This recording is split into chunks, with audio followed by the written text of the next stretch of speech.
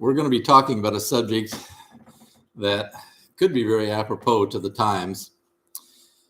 As most of you know, we've been speaking for,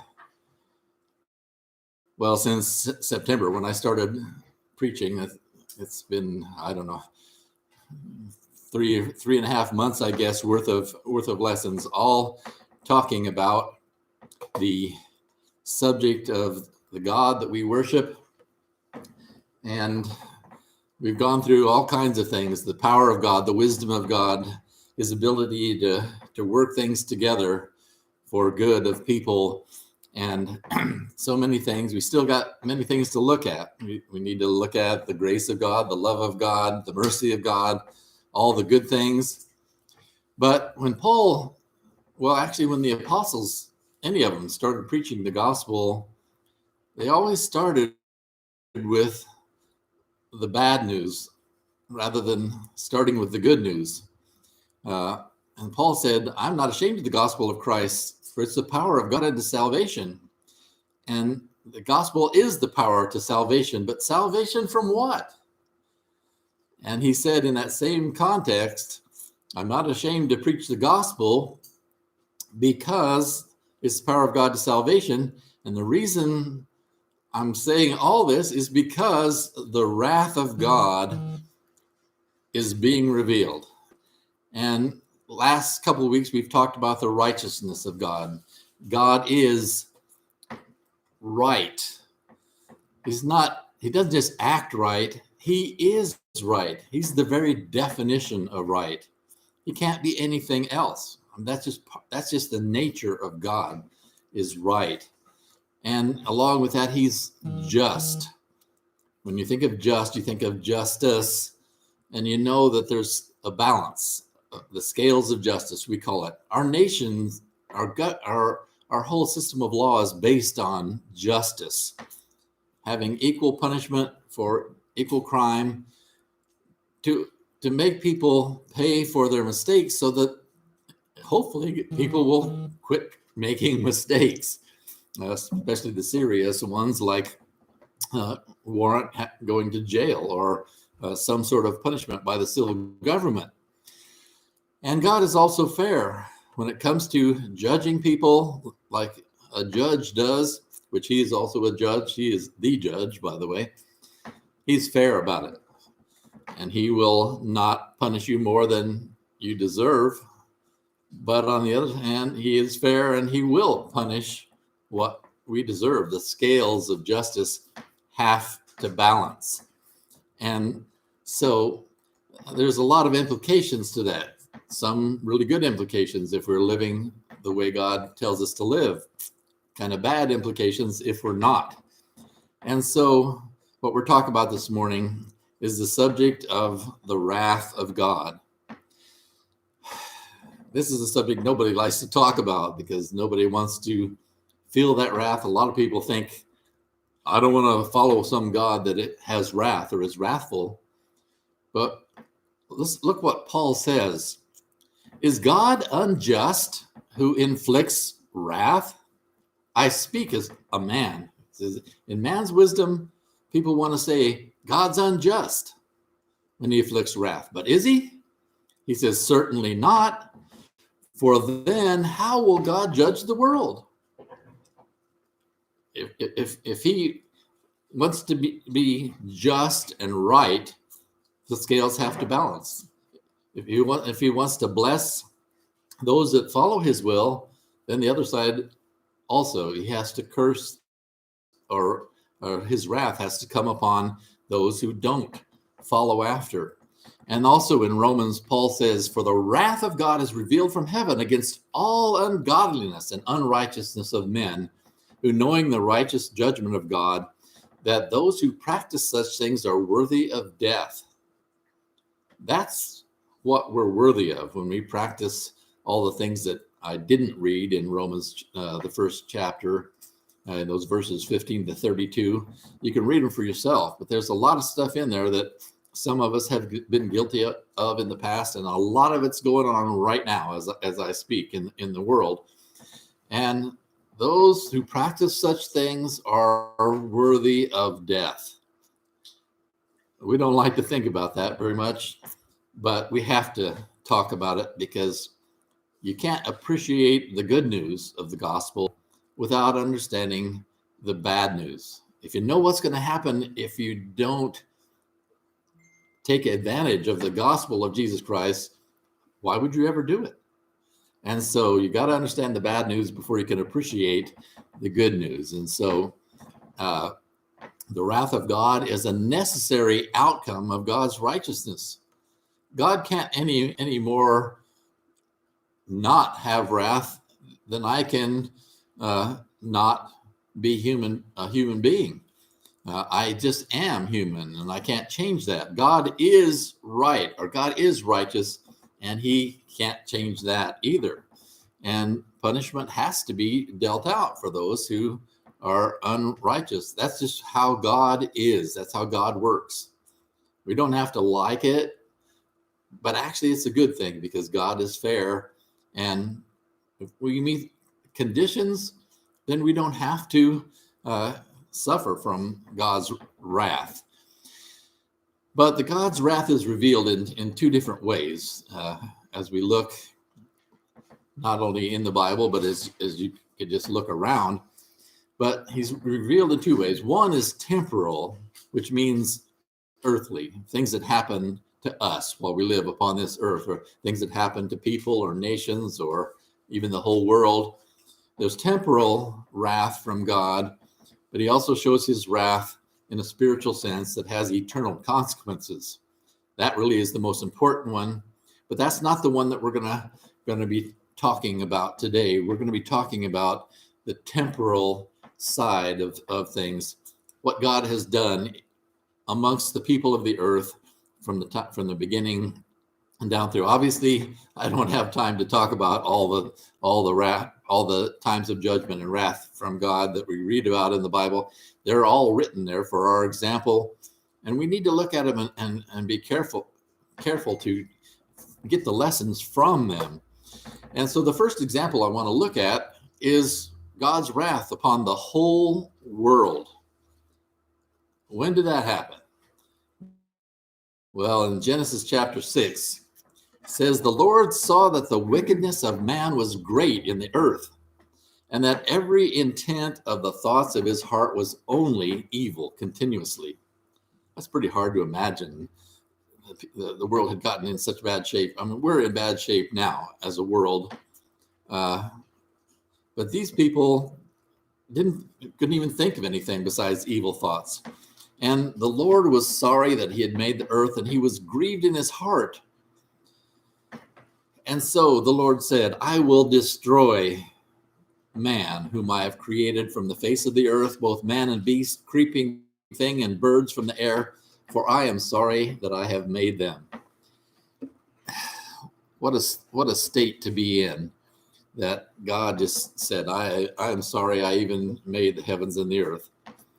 And so he caused a flood to happen. There were 8 souls who were righteous out of all the people on the earth. He saved them in ark. We all familiar with the story of Noah and his ark, and the ark that God told him to build and how to build it. And he did it, and him and his family were saved to begin life all over again under a new earth after the floods receded. And when you think about it, I did a calculation one time in my head, just a very conservative calculation of how many people there might have been on the earth during the time of the flood. And I'm just going to tell you half of it right now, because even half is a big number. There could very easily have been 2 billion people on the face of the earth at the time of the flood. 2 billion people. That is absolutely crazy to think about, how many people perished in the flood, how many people were living lives that were ungodly and totally going against God. So that is the whole world being judged. That was we think we're in a bad time right now. That was a really bad time. But now let's turn to individuals that face the wrath of God. First one I want to look at is Aaron and Miriam. They were brother and sister to Moses, and for some reason they decided that Moses wasn't doing the job as well as they liked, and so they were complaining and grumbling about Moses. And it says in Numbers 12, so the anger of the Lord was aroused against them. And here's what happened. Miriam all of a sudden looked down and she had leprosy. We don't see leprosy very much these days. There's cures for it, but it was a bad disease that they had no cure for back in those times. You got it and you were going to live with it the rest of your life. But it just so happened that Aaron realized, oh, we have really made a mistake. Please, Moses, tell God to not punish us for this. And Moses pled to God, and God removed the leprosy from Miriam. But his anger caused a judgment upon her that if it hadn't been for the intervention of Moses, she would have died with her leprosy, suffering for a long time before that happened. Then the next one I want to talk about is Uzzah. That's found in 2 Samuel chapter 6. Uzzah was one of the ones, well, the Philistines had stolen the Ark of the Covenant, and the Israelites went and got it back, and they were carrying it back to Jerusalem. But instead of carrying it like they're supposed to, with the two poles through the rings in the ark, and 4 men, one on each corner, carrying it, they put it on a cart and were taking it back to Jerusalem on a cart. Well, that cart, the oxen stumbled and the cart jerked and it shook back and forth, and Uzzah, thinking, I got to keep that thing from falling off, he reached up and touched the ark.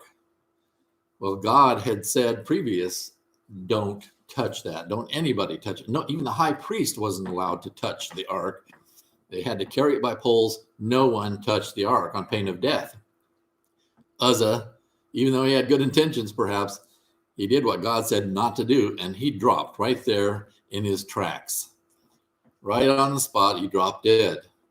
Sounds a little harsh, but this was God showing this is not tolerable with me. When I say something, you do it. And so God's wrath came on Uzzah. Then there was Nadab and Abihu in the Old Testament, Leviticus chapter 10. These guys were told to take fire, to light their incense, get their fire from a certain place, and they decided they could do it however they wanted. They went and lit their incense by another fire and thought that would be just fine. Well, that wasn't just fine. God had said, I told you where to get it from. You disobeyed, and so fire went out from the Lord and devoured them. And so what happened, as we just said, these guys were devoured by fire. His wrath came upon them by them just right there being burned up. Again, this was a thing that happened to show God's attitude towards disobeying his will. Another one, Korah, Dathan, and Abihu. These were guys that rebelled against Moses, another group of people that rebelled against Moses. And in this case, the earth opened up its mouth and swallowed them up, just like an earthquake splitting the earth. These guys fell in and it collapsed back on them. And it was just an instantaneous thing, earth swallowing them up and God's judgment. Again, in this another case we talked about this morning in Bible class, Ananias and Sapphira, they lied to God. Now, we talked about it in class. It didn't seem like that big of a lie, but as we said in class, a lie is a lie, and both of these people dropped dead in their tracks because of what had happened. And the church, it says, all the people were very afraid, and they should have been afraid, because God is telling them, this is very serious. Sin is not going to be tolerated amongst my people. And so we move on to cities and nations. I'm going to go kind of fast through these. I'm not going to read all the scriptures because time really doesn't warrant it. But in Zephaniah, he talks about Nineveh and the nation of Assyria, which Nineveh was the capital. And he says that God's going to stretch out and destroy this nation. And because these people had been proud, and God says, I'm going to bring you down. Not only have they been proud, but they'd been very cruel and just many other things that God had reasons for. But God destroyed Nineveh and left it completely bared flat. You can go there today, see where Nineveh was, and it's just like a desert. There's nothing left. The city of Tyre on the coast of the Mediterranean, God brought his wrath upon them as well. And the last part of this, it says, he will destroy her power in the sea, and she will be devoured by fire. And that's exactly what happened. That city was leveled by Nebuchadnezzar, and nothing was left of it. Jeremiah talks about the nation of Babylon, and he talks about how it will become a desert and a dry place. The city of Babylon was one of the most magnificent cities that ever has been built. I can't take the time to describe it, but no one would ever have predicted that Babylon would ever fall. Just like we wouldn't ever predict that the city of New York or the city of Los Angeles would be totally wiped out. We don't think about that. The only way we can think it would happen would be a nuclear blast or something, or several nuclear blasts to wipe out a whole city like that. And that would be a very awesome thing to happen. And that's what happened to the nation of Babylon. They were destroyed by the Medo-Persians. So this was God talking about it.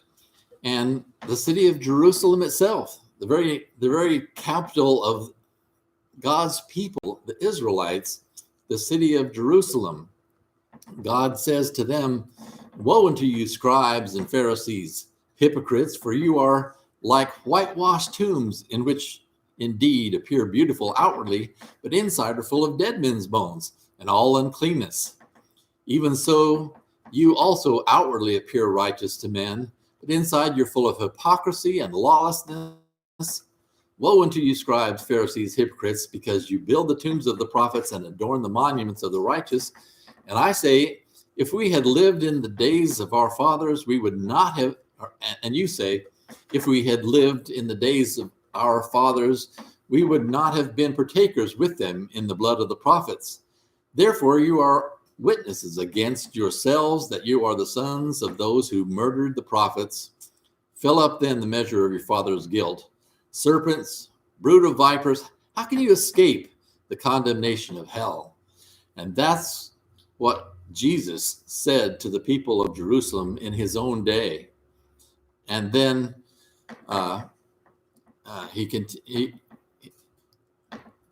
he continues on and saying what's going to happen. In verse 37, I'm just going to skip to there. Oh, Jerusalem, Jerusalem, the one who kills the prophets and stones those who send to her. How often I wanted to gather your children together as the hen gathers her chicks under her wings, but you were not willing. See, your house is left unto you desolate. For I say unto you, you shall see me no more until you say, blessed is he who comes in the name of the Lord. And so he said, your house is empty. The temple was their house. God's presence was in the temple. But Jesus says he's not there anymore. He's left and he's given you up. And within 40 years of when Jesus said those words, the Roman army had come in and leveled the entire city of Jerusalem. They left 3 towers standing just to show people that would walk by what a magnificent place that it once was. But the temple itself was torn down stone by stone, like Jesus had said it would be. And it was even burned before it was torn down stone by stone. And so even God's people had this happen to them. And speaking of God's people, I want to talk about the nation of Israel and what God said would happen with them. In Joshua 23, it says, when you have transgressed the covenant of the Lord your God, which he commanded you, and have gone and served other gods, then the anger of the Lord will burn against you, and you shall perish quickly from the good land which he has given you. God had brought him into a good land, and he says, if you transgress his covenant, if you go against what he has told you to do, for your own good, by the way, he will cause you to perish quickly. And then in Deuteronomy, there's a whole bunch of things listed, which I am not going to take the time to do. There's 52 verses worth of curses that would happen to the children of Israel if they didn't follow the law that he had given to them. He had already said a bunch of blessings, which that may be, I may read some of those when we talk about that side of God's nature. But he talks for 52 verses about all of the curses that are going to come. He says, it shall come to pass if you do not obey the voice of the Lord your God to observe carefully all his commandments and his statutes, which I command you today, that all these curses will come upon you and overtake you. And so he's going to be talking about curses. And he says, because of the wickedness of your doings in which you have forsaken me. And then he starts naming 52 verses worth of curses. I took the liberty of shortening it all up for one thing, but also putting all the curses that fit into a category together, and then all the curses that fit into another category together. And so it'd make it more sense. And as I read this, what I have put in red, this is all about plagues and illnesses and things like that. I want you to listen real close and see if anything sounds a little familiar as you go through. The Lord will make the plague cling to you until he has consumed you. He will strike you with consumption, with fever, with inflammation, with severe burning fever. They shall pursue you until you perish. The Lord will strike you with the boils of Egypt, with tumors, with the scab, with the itch from which you cannot be healed. The Lord will strike you with madness and blindness and confusion of heart.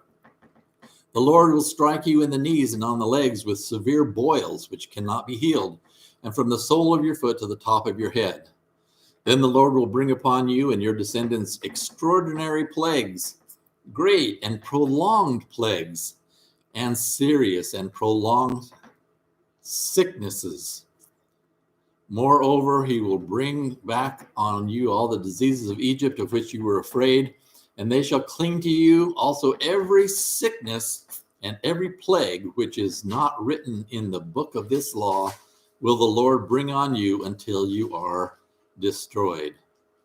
Also every sickness and every plague is not written in the book. I got that in there twice. You should be left few in number, whereas you were as the stars of heaven in multitude, because you would not obey the voice of the Lord your God. The Lord will give you a trembling heart, failing eyes, and anguish of soul. Your life shall hang in doubt before you. You shall fear day and night and have no assurance of life. That sound like anything familiar? In the morning you shall say, oh, that it were evening. And in the evening you shall say, oh, that it were morning, because of the fear which terrifies your heart, and because of the sight which your eye sees. I'm not saying that what's happening right now with the coronavirus is from God, but it sounds very lot like some of these curses that God said would happen to his people. Who are his people today? Us. And he says, you follow my will. And he's really, the whole world should be his people. God is the God of the whole earth. Everyone needs to follow his will. And if not, he says these cursings will come after people. Now, I can't say whether this is from Satan or whether this is from God. But in either case, we ought to be thinking about what's happening to us. It's happening to the whole world. But you think it's just an accident that in the United States, New York, Los Angeles, and Seattle are the hardest hit areas? We think about New York, all the boastful and all the things about the people of New York and Los Angeles, all the movie stars, and not just so many people that are just godless and all of it. Is it an accident? I don't know. I'm not gonna say, but what I do want us to say is, look, our world is not in good shape as far as following after God. I mean, half of the rest of the world is not even following God at all. They're following some other God. And I could talk for a long time, but I'm not gonna. Whether this virus is from God or not, I can't say, because I'm not inspired. I'm not a prophet. But what I can say is, think about it. Examine. All we can do is examine our own life, and then try to help anybody else. And so, if you have friends and neighbors, sometimes you come across people that are having difficulties in life. This is the motivation for talking to them about it, because there's an answer for all this suffering. And that's what we'll be talking about in a couple weeks, getting to the good news. Anyway, I'm not even going to read the rest of these curses. God talked about, all the farming and the locusts and everything, the famines and all that, the rain not. He talked about all those things in his blue stuff. And in the purple here, it says, the alien who is among you shall rise higher and higher above you, and you shall come down lower and lower. Let that soak in for just a minute. Anyway, he says, moreover, all these curses shall come upon you and pursue and overtake you until you are destroyed, because you did not serve the Lord your God with joy and gladness of heart for the abundance of everything. God had said, I'll bless you like you've never seen before. And then he said, but if you don't follow my will, then you'll get the other side of the coin. And it happened. Listen to what it says in Psalm 137, verses 1 through 4.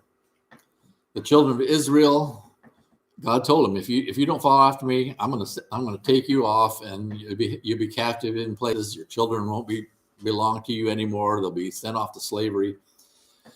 After the children of Israel got taken off into Babylonian captivity, here's what they said as they sat in Babylon in captivity. By the rivers of Babylon, there we sat down. Yes, we wept when we remembered Zion. We hung our harps upon the willows in the midst of it. For there, those who carried us away captive asked for us a song.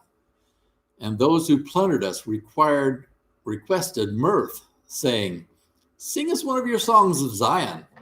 How shall we sing the Lord's song in a foreign land? Isn't that one of the most sad things you could read? I mean, people have named their book from this. There's a book called By the Rivers of Babylon. And it's a very poetic thing, but these guys were just so dejected and depressed because they had been taken off into captivity. They spent 70 years in captivity before they were allowed to come back to the homeland, to Israel. These things did happen just like God said they would. And then in Psalm 74, it says, "Oh God, why have you cast us off forever? Why does your anger smoke against the sheep of your pasture? Remember your congregation which you have purchased of old, the tribe of your inheritance which you have redeemed, this Mount Zion where you have dwelt." This psalm was talking about everything in the Old Testament, the way things had happened with the children of Israel. But notice how he talks about your congregation you have purchased from of old. How did the church come about? It was purchased with the blood of Christ. the tribe of your inheritance, which you have redeemed. God had redeemed them, brought them back out of captivity more than once. Does he redeem us? Of course he does. Jesus paid the price and bought us back from Satan and this Mount Zion where you have dwelt. Mount Zion today is the church. And so you just can't help but see the parallel there, and how we need to, whenever things happen, either to us individually, some bad thing happens to us, or to our country, or to the world, we need to pay attention, because it might be God trying to teach us a lesson, might be God's punishment raining down. And the one thing that's good about that is that, I think I have a slide here. I can't even look at the rest of this. Notice he says in Joel, so rend your heart and not your garments. In other words, I don't want outward signs of saying, oh, we're the Jews love to tear their garments to show how upset they were. God says, I don't want that. I want you to tear your heart. I want you to change the way you're thinking, the way you're doing things. And here's why. For he is gracious and merciful, slow to anger, and of great kindness, and he relents from doing harm. And here's the part that I want us to see. Who knows if he will turn and relent and leave a blessing behind him? God always can change his mind, and the way he'll do it is if we change our hearts. If we tear our hearts, not our garments, think, God, we have not been following you. We're getting back on track. Please remove this from us. If we want something that's happening to us to be removed, look and see if there's things you need to change in your life. We can look around us in our nation, in the world, and see that there are a lot of changes that need to be made to get in line with God's teaching. And it's just not happening. Can we expect God to remove a curse if we don't change, if our heart doesn't change? And so our job as Christians, start getting the word out. Look, people, we need to get right with God. He's the only one that can make this go away. And the only way he's going to do it is if we get right with him. So otherwise, we're on our own. If we can fight this battle, maybe we can overcome it. Maybe we can't. But as it was said during the communion, only God can take it away. And he can, and he will, if we'll turn back to him. And so this is the wrath of God. This is the bad news. Now, the good news of the gospel is coming up. I hope everybody's not super depressed after hearing this lesson. The good news is coming up. But first, we have one more thing to talk about, and that's coming up next week. We're going to be talking a little bit more on the wrath of God, and that is the other side of the coin, and that is the spiritual realm, spiritual punishment, spiritual death. This is the worst part of all. We have to talk about it because, like I said, you can't appreciate the good news if you don't understand the gravity of the bad news. So next week, plan on hearing more about the wrath of God. The more you know about it, the better you can teach other people. Look, here's a condition that you might be in. If you are, here's what's coming. But you don't have to, because there's good news to be had if you want to have it. So what I want you to take home this week is this. God is just and righteous, as we've talked about before. The wrath of God is just and fair. We don't like it, but it is just and fair. And God has judged and will judge in the temporal realm. There's no reason to say that he quit doing that after the Old Testament. God has continually brought judgments on the world, and he will continue to do it to try to get us to wake up and repent and get right with him.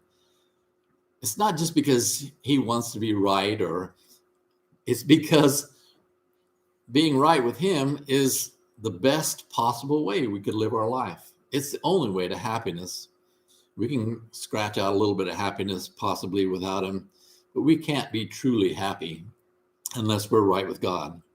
So if you are here today, or if you're out there listening to us, if you got a little bit scared listening to all the judgment and all the wrath of God, maybe you need to talk to somebody and talk about, how can I make things right? How can we get things right?